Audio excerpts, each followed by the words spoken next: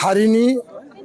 हाबा मावलांनो ओनसोलनि हाबा मावनो बयनिबो जौगानायनि थाखाय हाबा मावनो थाखाय UPPL दोलोआव आङो जइन जागोन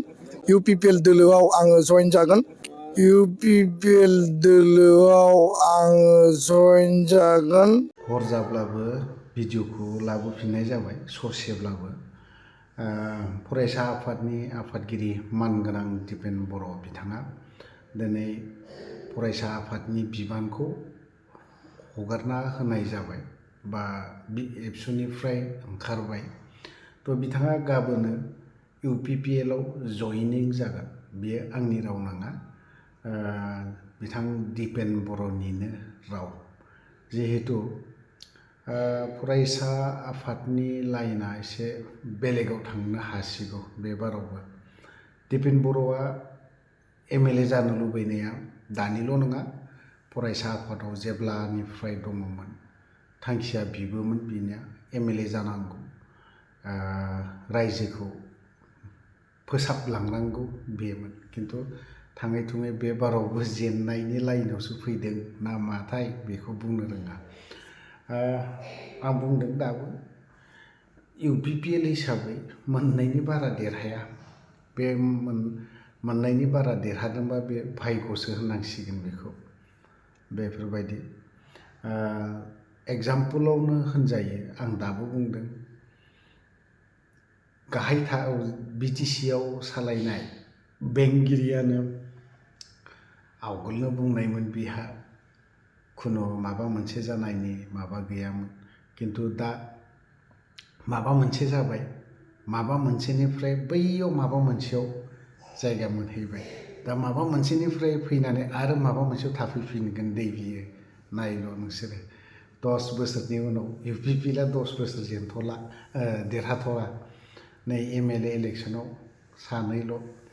साथाम साब्रै जुदि थाङोब्ला भाग्य मतन थांगोन बेफोरो दुर्भाग्य होननांगोन जेखियानो जाया मानो दिपेन बर'आ बिथाङा फरायसा आफादाव गोबां सम गोलाव सम मावबोबाय बा बर' जाथिनि 25ता बोसोर मावबोबाय बिनि थाखायबो रोजा रोजा थेंक्स बावबाय दा आरोबाव एबारावहाय थाबावदो 10 बोसोर जिरायनानै दा फरायसा आफादनिफ्राय ओंखारना लाना मा खालामगोन मा मागोन गोदाव सोराव जाहैफिनाबानो जाबाय थ' जेखियानो जादोला दिपेन बर'नि माखासे बाथ्राखौ जों एसे खोनासंनानै लानि गाबोनो बयनिबो परामर्शनि गेजेरजों बयबो आफाद गौथुम जोंनि वेलविजारनि परामर्शनि गेजेरजों 11टा बाजियाव उदालगुरिनि सहरनि बे दुर्गा मण्डपाव हारिनि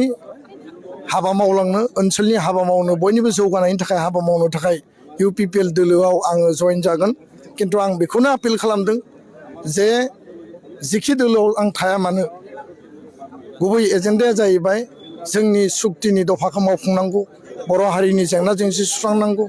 आरो सिस्टेम आरो बेबस्थायाव थांनानै हारि दानायनि खामानि मावनांगौ लोगोसेनो रायजो राजानि गांनाय उखैनाय जौगानाय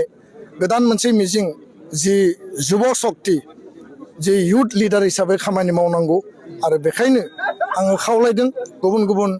राजखान्थि आफाद दोलोफोरखौबो बिथांमोननि दैदेनगिरि बिथांमोनखौबो जिहेतु आं राजखान्थियाव गोदान जागोन आं बेबायदि प्रफेशनेल पलिटिक्स खालामनो फैयाखै